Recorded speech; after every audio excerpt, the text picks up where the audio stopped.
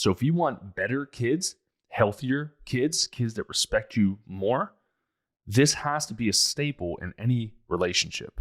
Be united. Give it about 2 weeks, and I promise you'll see a difference in how your kids behave, and you'll have so many more moments and memories of love with your children.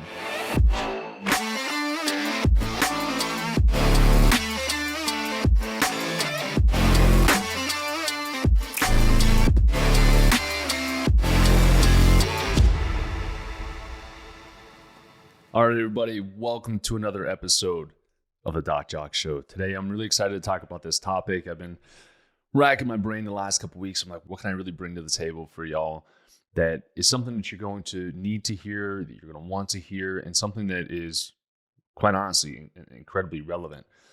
So I've got a bunch of topics, but today we're going to talk about co-parenting flaws when it comes to your children's diet.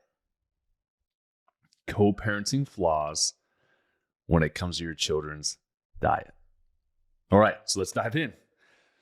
When we're talking about the co-parenting flaws, I'm not talking about divorced, parents. We can wrap that into there as well, but we have to have what I would call a united front on the front of health and wellness, right? Because usually what will happen in a family is one person will be pushing more towards like the healthier side of life, and the other one tends to get left behind in maybe how their parents ate, their grandparents ate, that traditional generational, hey, we've always just been a meat and potatoes family. I'm sure you've heard that before. I'm from Pittsburgh, so I'm way familiar with that. Or if you're from Maine, hey, I like my lobster. Wherever we're raised tends to be the food that we carry over into our children's lives, right? Now, sometimes your parents can teach you how to eat incredibly healthy, right? My parents did the best they knew how to do, but I had the Hostess little Debbie cakes and the little oatmeal cookie things that if I ate one of those now, I'd probably vomit from it. But I had that growing up. I had chicken nuggets growing up. But at some point in your life, you have to become a responsible adult. You have to start caring for yourself. And what was happening was my digestive tract was not agreeing with a lot of the foods. And my old school meathead mindset was like, well, I just, I'm trying to bulk right now. So I just need to deal with the inflammation. If I've got irritable bowel, who cares? I put on 5 pounds in 2 months or whatever of inflammation, and I'm feeling good, big man on campus. Then you realize, it's not worth it. I feel like crap.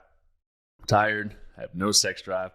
That puffiness is turning into lower abdomen puffiness. You just kind of look like you're, bloated, pregnant as a guy. And I don't really want to do that anymore.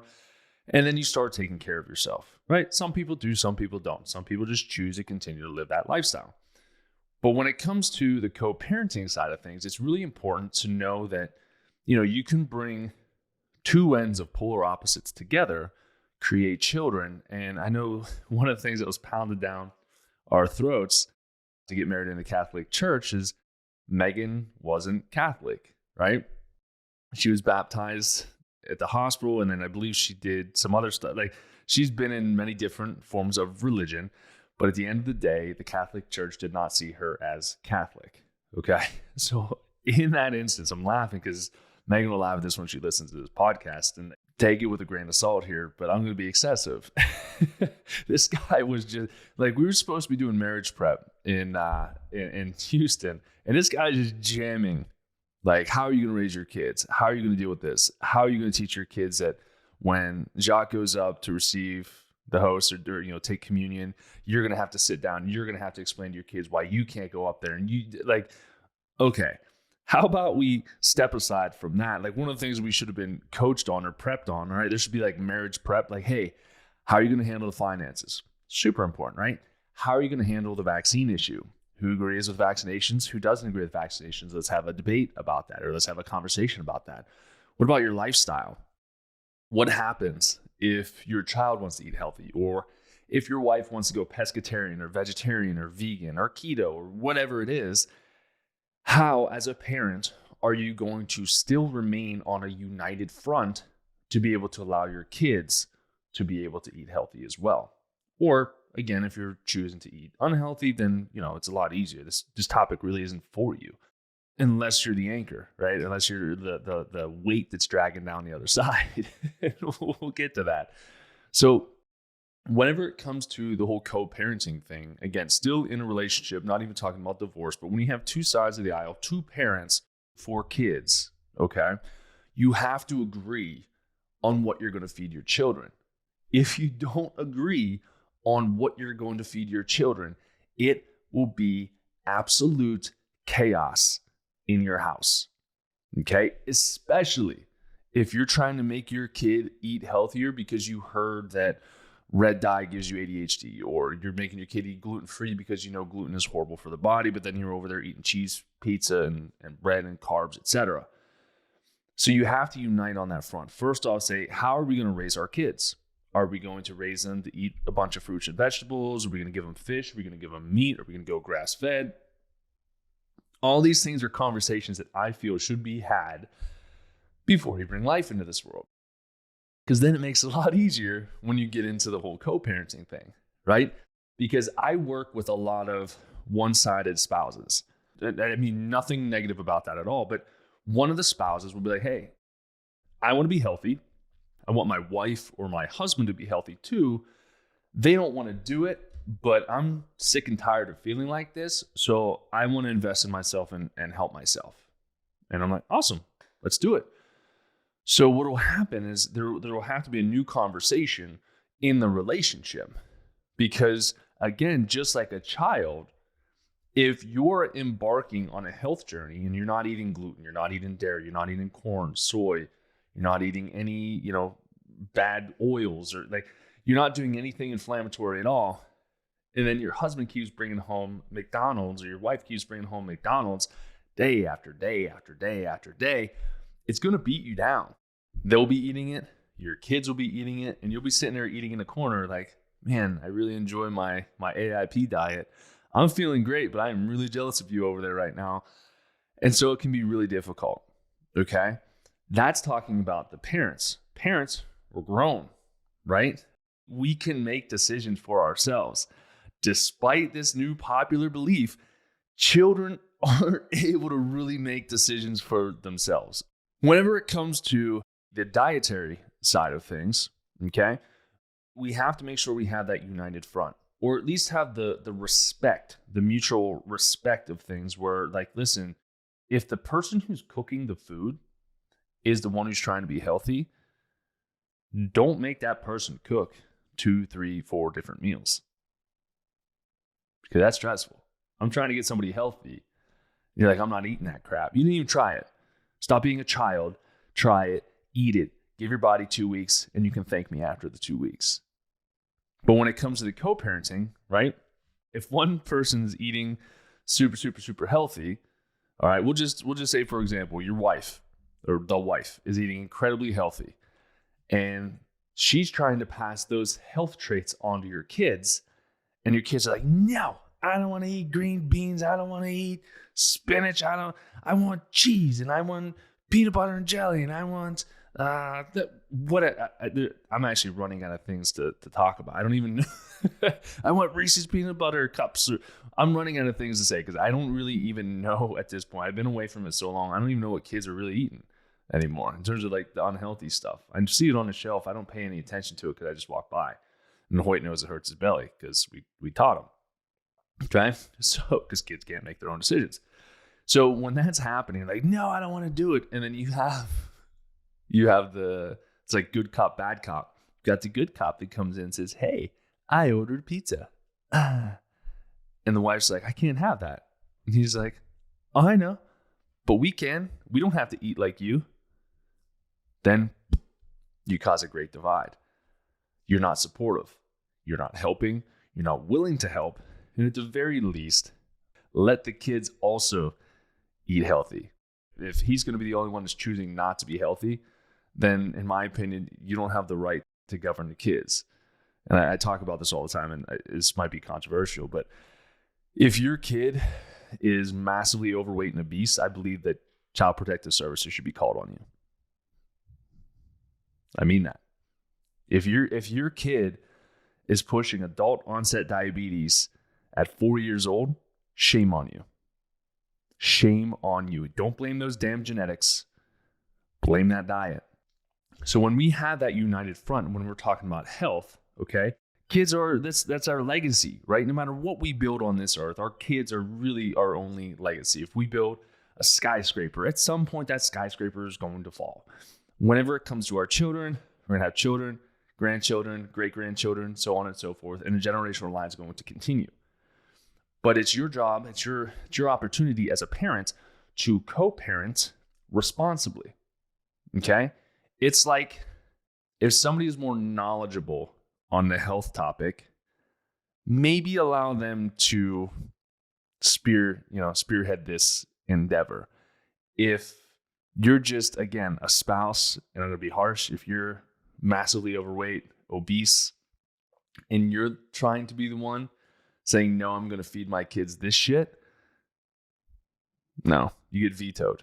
You're not healthy. We're not taking, it's like going to an obese doctor. I'm not going to. You clearly don't know how to take care of your health. I will not take advice from you. No way, no how.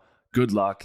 You couldn't even try to bribe me at this point. I'm not taking any advice from you. Okay? So if one parent is becoming more knowledgeable on health subjects, maybe let them do it. Okay? Just like if one parent is phenomenal with plumbing or electricity, maybe allow that person to fix your plumbing or your electricity. Hedge your bets a little bit. Pick the right people. Pick the right person for the job. So where it gets really difficult is, again, two unsupportive spouses that are just boom, boom, boom, butting heads with each other. One wants to be really healthy. The other one's like, I'm just waiting for you to fall off. I don't know why you're wasting your time. All you need to do is work out. Just cut your calories. Just the old school, that primal brain. All you need to do is what the commercials tell you. Just cut your calories, take this fat burner, and exercise 75 days a week. That's all you need to do. No. So when it comes to being even more difficult is when divorces take place. This is where we see some of the hardest times for us to get results for our patients, for our patients' kids, really. Because one, and I'm laughing, there's so many people I've worked with in the past like this. Everyone wants to be the fun parent. Everyone does. Nobody wants to be the one with the iron fist that just lays down the law and just silence comes over the land. That's me in the relationship. I have a very booming voice when I need it to be, and I think my neighbors may or may not have heard me a time or two because we may have had a window cracked. And maybe if we didn't have a window cracked, you'd hear me. Anyways, so everyone wants to be that fun parent. And so what a lot of people will do is they'll treat that co-parenting like an opportunity to try to get a one-up on somebody trying to take care of themselves. And in a way, it's kind of like a sabotage thing. Like mentally speaking, it is. It's a form of sabotage. You're already divorced, and say your wife or your husband's trying to better themselves because they know maybe they've screwed up in a previous relationship and they really want to be that best version of themselves, and they didn't have the opportunity to do it for whatever reason while they were in that relationship. Now they have that opportunity. Then you're going to send the kids over to that person's house. They're going to have salads. They're going to have grilled chicken. They're going to have, just healthier food, fish, etc. And then the kids are going to be like, no, I don't want to deal with that. And you're like, well, what the heck? This food's good for you. And well, at Dad's, I can go and eat fruit by the foot, if that's even a thing. Tootsie Rolls. I'm just going old school. Ho-hos, sugar, Gatorades, etc. I can do that at Dad's house. I can't do that here. I want to go to Dad's. And you're like, what the heck? So in that attempt to be the ultimate parent, to win, you're actually losing. In that attempt to win, you're actually losing because every step that your child takes in the wrong direction, you are responsible for. You are the parent. You are the guardian of that child. And if you're just feeding them cream puffs and pastries and cakes so that you can win over your spouse, again, shame on you. Be knowledgeable. Stop being a dick about it. Because you have to be united on that front. I don't care what you do in your free time. If you want to eat 72 pizzas a week, sounds like a dream job. Eat 72 pizzas a week. When you have the kids, that pizza's not in a damn house. Got it? Do we have an understanding? Good. Okay? Because when you have that aligned front, co-parenting in terms of the meals, when you have that aligned front, you're able to make a bigger impact on your child's life, on your child's learning ability, on your child's, if they're self-conscious, right? Because we feed these kids nowadays, we feed them foods that are just loaded with xenoestrogens. Kids are hitting puberty at like 6 years old now. It's horrible. And it's because this processed shit food that's out there. You know, and I said on a previous podcast, I don't know how, I don't know how the FDA, like some of these federally regulated governing bodies, for them to still allow this shit to be on the shelves, it's disgusting to me. The sucralose, the artificial coloring, the stuff that we know that like aspartame K or ACE K is in energy drinks and other sweetened products that causes your brain cells to explode. Why is that on the shelf? And we actually, Megan and I just watched a movie last night. It's called Red Notice. It's actually really good. It's on Netflix. I don't support them, but I have the ability to log on still. Anyways, so Red Notice was on there, and they took a can of Coke, a Coca-Cola, in the very beginning, right? We already know that if you put Coca-Cola on a rusty car battery terminal, it will erode all of the rust and make it look like a brand new battery. Yet people are still drinking this stuff. They took it, and there's this whole fancy Cleopatra egg thing, and they're like, oh, this is a fake one. How do you know it's fake? And so The Rock goes up and he cracks open a Coca-Cola, clear as day Coca-Cola. I'm like, this is bad advertisement for Coke. Pours it on the egg and completely disintegrates the egg into like this wire structure. I'm like, all right. And you're feeding your kid this, right? So we need to have a united front. We need to raise our kids to be healthier than we were, or our kids are going to be destined to have the poor health that our parents had, or our great-grandparents had, or grandparents, etc. Okay? So how do we do this? When we talk about diet, again, and I think this should be something that's done before you even get married, so that way you're on the same front, you're on a united front. Make sure you keep that crap out of the house, because some of the advice I have is clear out the pantry, clear out the fridge, clear out the freezer.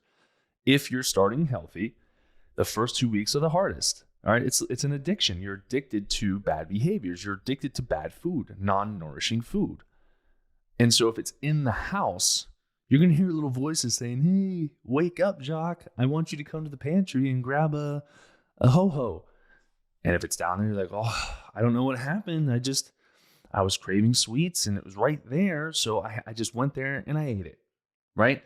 Instead of saying, well, it's not in the house. In order for me to get one of those, I have to get dressed.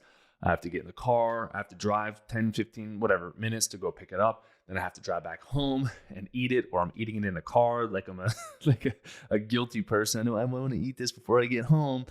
And then you show up and then you just are like, oh, I regret that. Right? Because you never eat a ho-ho and you're like, yeah, I feel great. That nourished me. I think I should probably eat this more often. You always, Jim Gaffigan said this for McDonald's. No one ever feels good after they eat poorly. Like, I've got acid reflux. Give me medication for that. Oh, my joints are hurting. Give me this medication to reduce the inflammation in my body. Like we treat how we eat.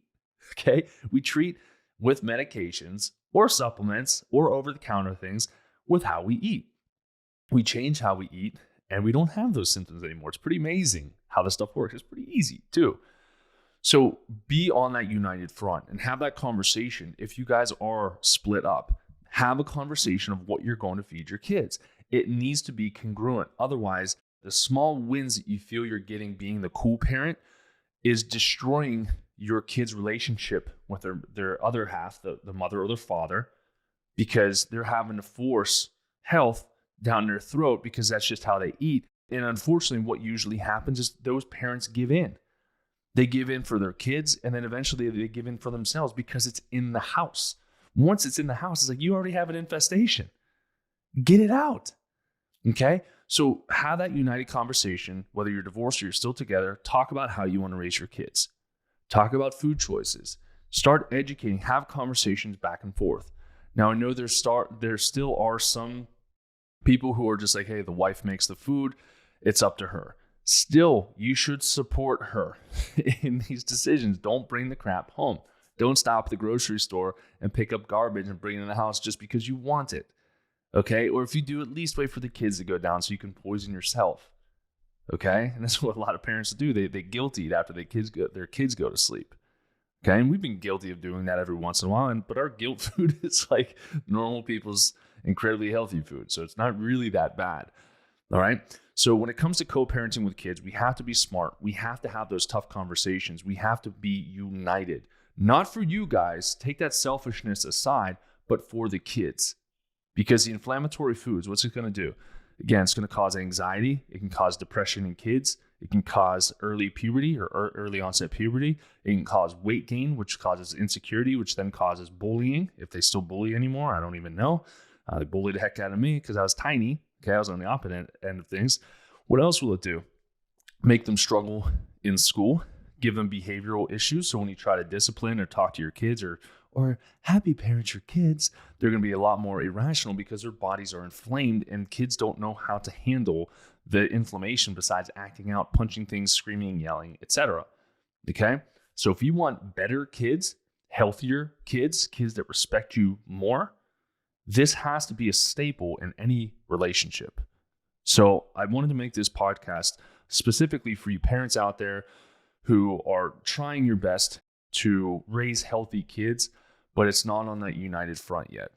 Be united. Give it about 2 weeks, and I promise you'll see a difference in how your kids behave, and you'll have so many more moments and memories of love with your children than anger and yelling and then regret because you spanked your child or whatever it is.